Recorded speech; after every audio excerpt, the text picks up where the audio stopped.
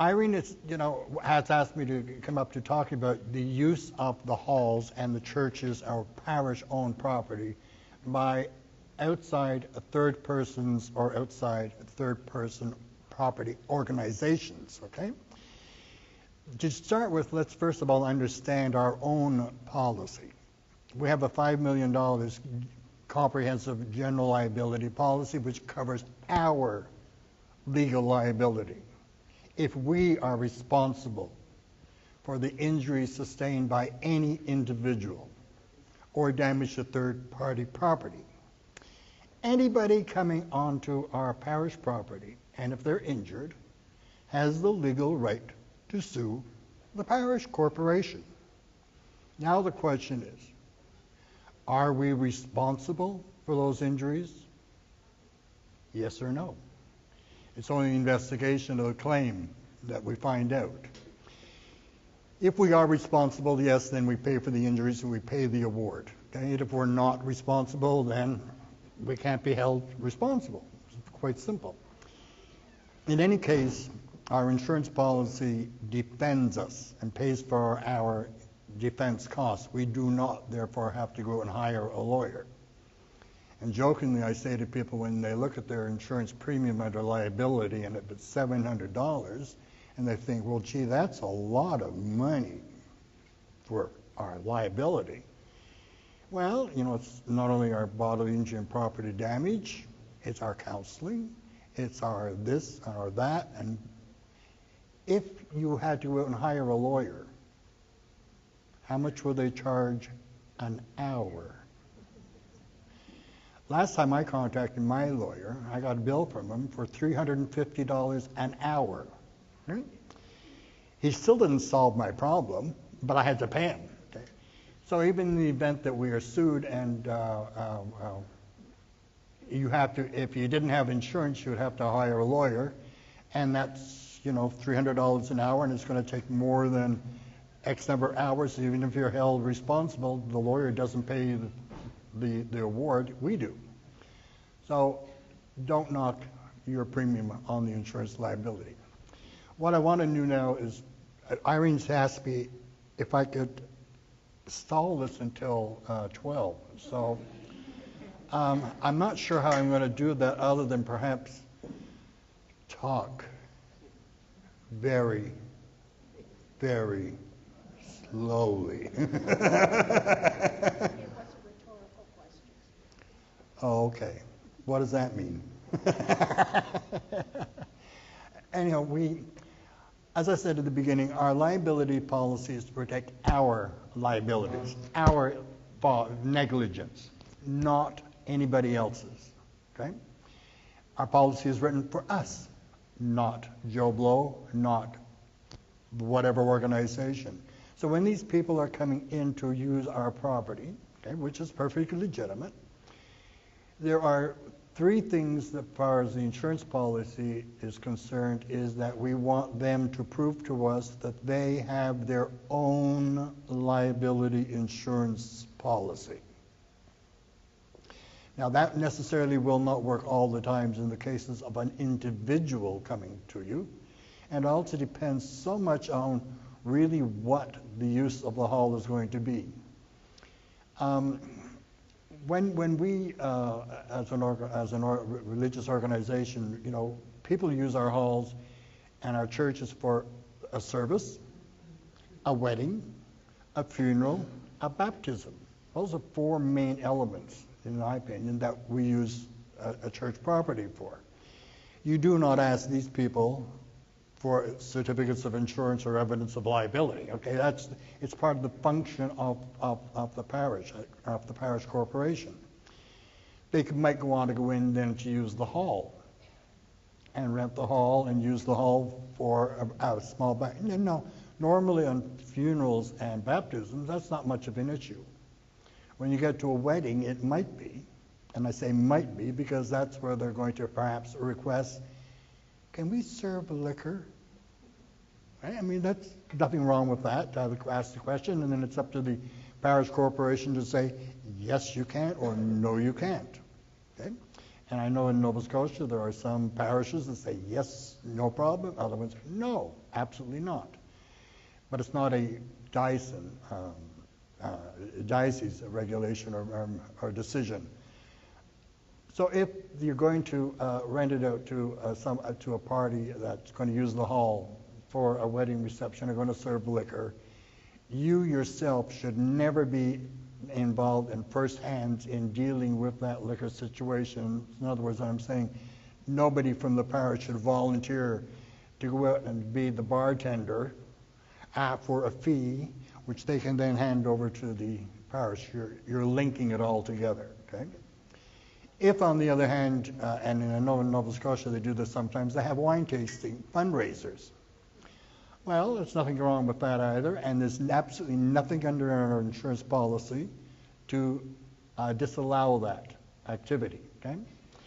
And as I say to them, well, if you're going to do that, make sure the liquor permit is obtained in the name of the parish corporation, not the individual.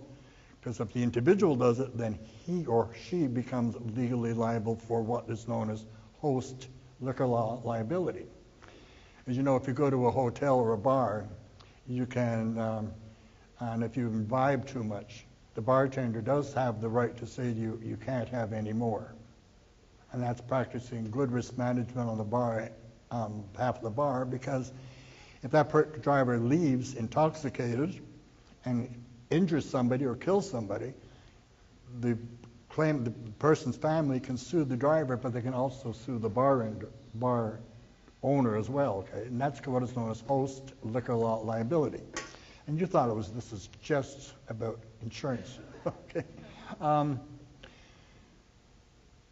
So when you, and again, there's nothing wrong with utilizing the hall spaces for income to tenants. When you do this, basically what you're doing is the parish corporation is becoming the landlord, pure and simple, and the person you're leasing the property is the tenant. It's very easy to understand, a landlord and tenant, okay? So we want them, if they're going to be on our property, to prove to us that they have their own liability insurance, so that if they are sued, they have their policy enforced to protect them. Okay? The second thing is we want them to name the parish corporation as an additional insured under that policy. And we normally require that they have a minimum limit of $1 million.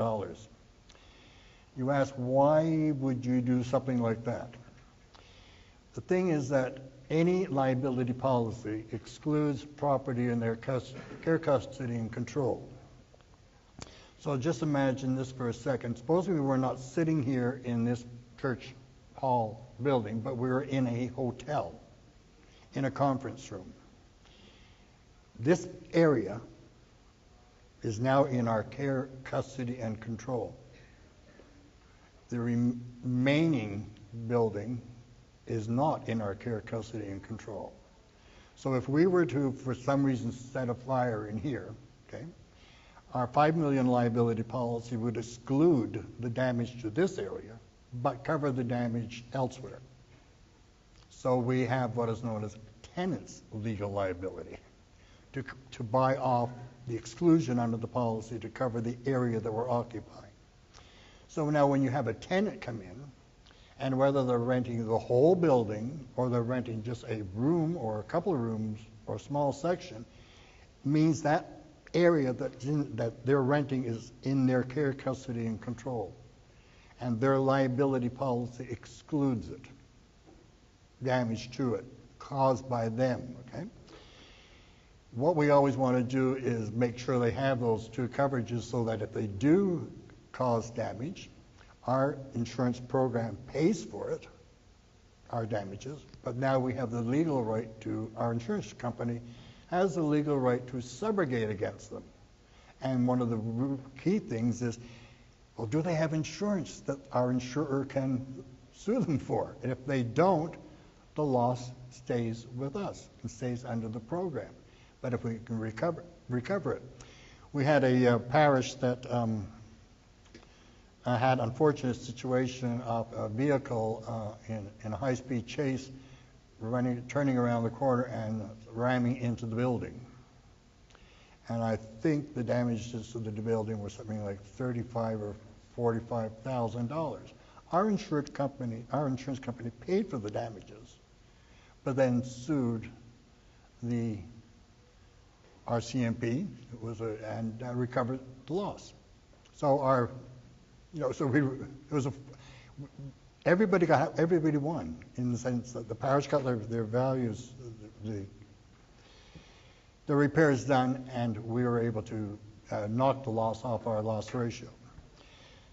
The reason why we want to have the parish name added as an additional named insured is that if that tenant does something, causes injury to an individual that's attending whatever their session is, sues the tenant, but then also, because they're on our property, sues us, we want the tenant's policy to step in to respond to pay our defense costs until such time is proven that no, the tenant was not responsible or negligent for those injuries, it's the parish corporation.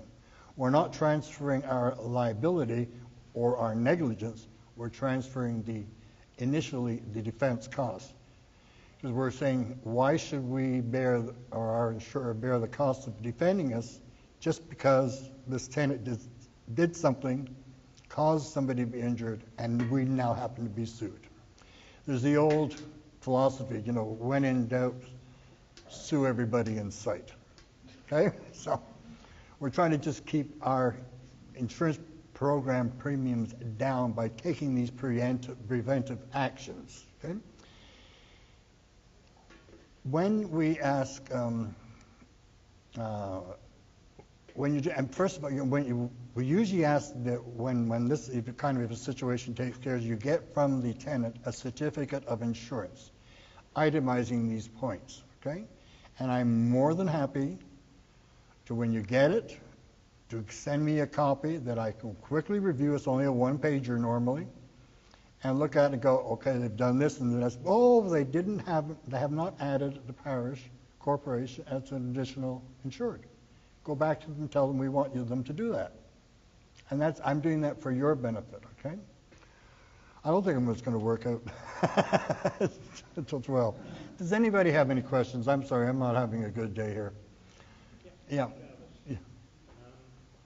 We let Sparks groups use our church hall. I presume they're covered under some national policy. Why was Sparks? That's girls. Yeah, girls age 6 to 7, I think. I mean, I can't go to the individual little group and say, I need to see your policy. No. And I doubt they would add each church onto the general policy. So are we okay in a situation like that? When it comes to the Boys, Scouts, and Girl Guides, they're such an animal unto themselves that I don't think they have a clue really what they've got or what they should have and what they don't have. I mean, I say that because I got in an inventory kit from a parish in Nova Scotia, and they listed all this scout equipment to be insured. And I went, why are we insuring the Boy Scouts equipment under our policy? Just it means like having any other tenant come in and we're going to insure your property. No, we don't do that. And I've asked this question several times into several different directions, people that I know in the Boy Scouts, and I cannot get a comprehensive reply. Everybody goes, I don't know. Maybe I should look into it. Something you were talking about earlier, to do nothing really. Yes. St. James Mountain, we have a Girl Guides group uses our hall, and they do provide a document that proves that they are covered. Yeah, I'm sure they do. If you ask, I'm sure they've got it. I mean, it is certainly, I know that the Boy Scouts, it's a national organization. The national policy covers their liability, but I don't think it addresses any property any Boy Scout troop owns, any buildings or whatever. If you have a person that's handicapped and they have a motorized wheelchair and they're in the hall or in the church and they accidentally break somebody's leg by running over it, who's responsible? I don't think he'd be responsible. I think the parish corporation is responsible for the inability of the wheelchair operator to operate his vehicle. But you've allowed that person to come in the church That's fine, with... but if you didn't, I think it would be called discrimination. The rules state that if you own an electric wheelchair, you have to get insurance, as you do for a car. So And they should be covered under the law. the individual is responsible to insure their motorized wheelchair. Now, a lot of people don't, and a lot of people don't know that, but that's actually the case. Just like I have to get car insurance to drive my car. She'll have to bear that in mind when I get my wheelchair. First of all, I think, they would go to their own personal residence insurance for that kind of coverage. But as David said, most of them don't. So who's responsible? Well, I think a lawyer would tell you perhaps saying ignorance of the law is no excuse. Okay? Now, in that, if the parish was sued, our insurance company would step in and defend us and would settle the claim. And either by saying you don't have, because you don't have a leg to stand on. I just said, oh my God. I'll let it go. So if we were proven negligent, our liability policy is not an accident benefit policy. It's a legal liability.